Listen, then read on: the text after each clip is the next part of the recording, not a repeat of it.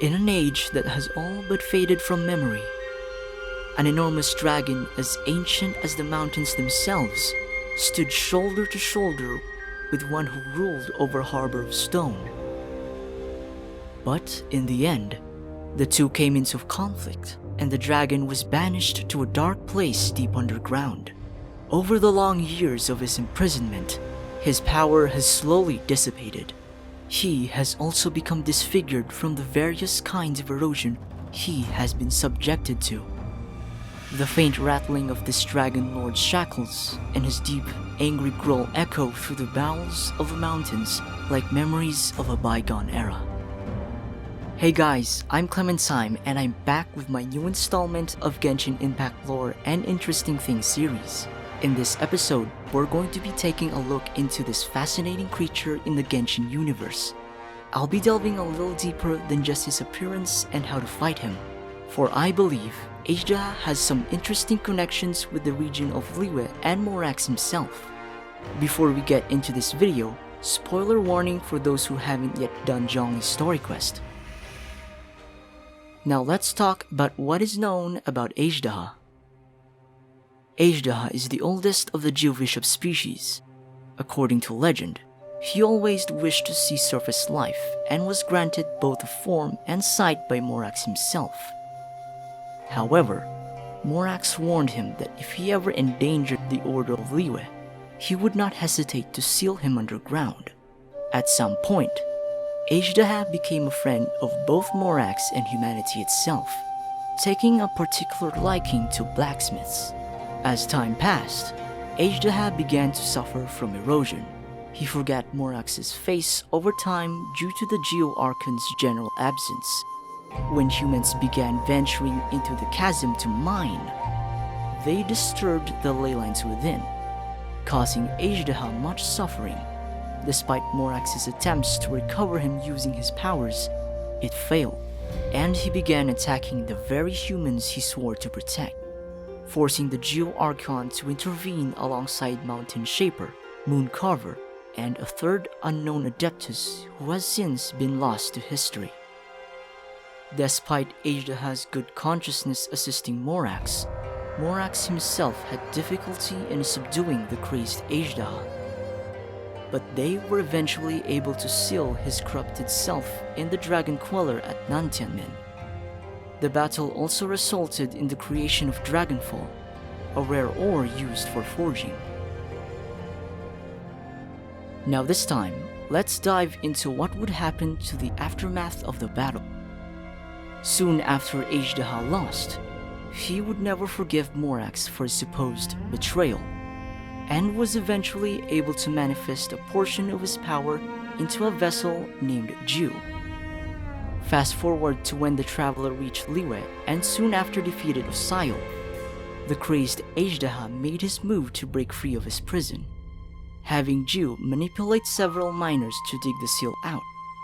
Unbeknownst to him, this attempt also allowed the good he once had to escape, who sought a mortal vessel Kunjun to warn Morax of the plot. This would prove to be his undoing, and he was resealed once more by the combined efforts of the traveler, Morax's mortal vessel Zhongli, and the fragment of himself possessing Kunjun. We would now answer the question, who is Ju and Kunjun? They are the vessels used by Azhdaha to store a portion of his power and spirit. However, for Ju, she holds the wrath and hatred of Azhdaha towards humanity, while Kunjun holds the benevolence and coexistence with humanity. As quoted by Kunjun, "If you are the memory of the earth, then I am the memory of coexistence with humanity."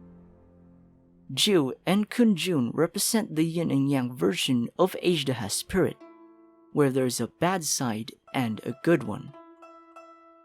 But before Kunjun became a vessel for Azhdaha's spirit, he was from a family of famous artisans in Liyue, and he is likely to be related with the legendary blacksmith Kunwu, who forged the Dragon's Bane, Lion's Roar, and Solar Pearl.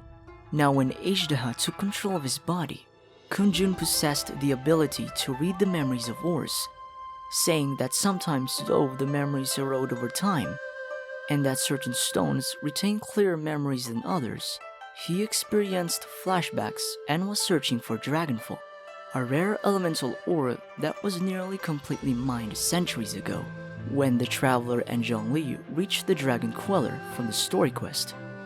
Kunjun finally remembers that he is part of the spirit of Azhdaha, reborn in human form.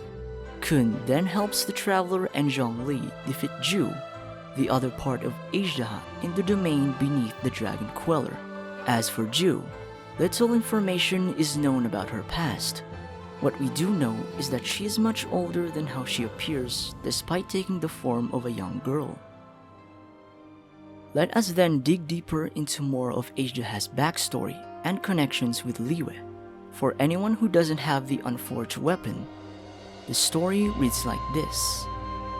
A long time ago, a dragon there was to be found in Liyue. Not a dragon that soared the skies, but one whose abode was the mountains. Indeed, this ancient dragon of stone was as large as the very mountains it called home. The legends say that it slumbered in Nantianmen, seeming not all unlike the surrounding hills. But when it awakened, even the tiniest movement or the slightest stretch that would cause the earth to tremble and shake. Then Rex Lapis came before the dragon, seeking to stop the earth's quailing.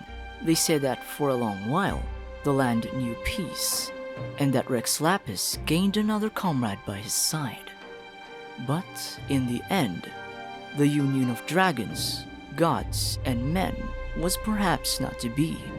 The dragon was sealed in the bowels of the earth, fearing the ire of the gods and the Adepti, the Geobishops, who once heeded the trembling of the rock and wrought havoc alongside the dragon, fled into the roots of the mountains. But as millennia passed, the dragon began to steer once again. The legends hold that those who triumphed over the dragon stabbed the sword into the ground next to the giant tree that subdued the ancient dragon. As one of the seals, monsters and malevolent mortals would be unable to touch it. Indeed, if the legends are true, only those with hearts as pure as clear mirrors could even come near it. Yet, if those legends are true, how did the sword come to be lost? Azhdaha's name is likely to be derived from the mythical creature in Iranian mythology. From there, Azhdaha is described to be roughly equivalent to a dragon, though it is still considered a snake. A recurring theme with the Azhdahas of myth is that they grew too large and terrorized people on land. So God cast them down onto the sea, where they continued to grow and even grew fin-like wings. This is where MiHoYo must have based his appearance for the game. From the Iranian myths, there is a Persian hero named Rostam who slays an Azhdaha as one of his feats, while there is a historical character named Rostam in Genshin Impact. There is no known link between Rostam, who lived his whole life in Mondstadt, and Azhdaha. Furthermore, the connection can only be made in English, so it may be unintentional. The origins of Azhdaha most likely refers to a popular Chinese idiom, meaning paint the dragon, dot the eyes, which is derived from an ancient legendary folktale. The literature tells the tale of a young boy who had a talent of drawing dragons. His dragons would come to life once he would finish drawing the eyes by painting black dots for the pupils, but would otherwise stay merely as paintings. This idiom is used to describe how a small finishing touch is often added to a workpiece to make it complete or perfect. Thus, a logical translation to English would be more so along the lines of adding the final touch. Well, I hope you enjoyed my video about Azhdaha, the Sealed Lord of Bishops. The lore and interesting details on Genshin Impact is so immersive, and some are referenced by the real-life counterparts. MiHoYo did a great job connecting all these stories with one another and creating a world that has so much to offer. As always, if you have some thoughts about the video, as well as suggestions for future ideas, leave a comment and let us know. Thank you very much for watching, and if you hung around till the end and think it deserves one, give the video a like.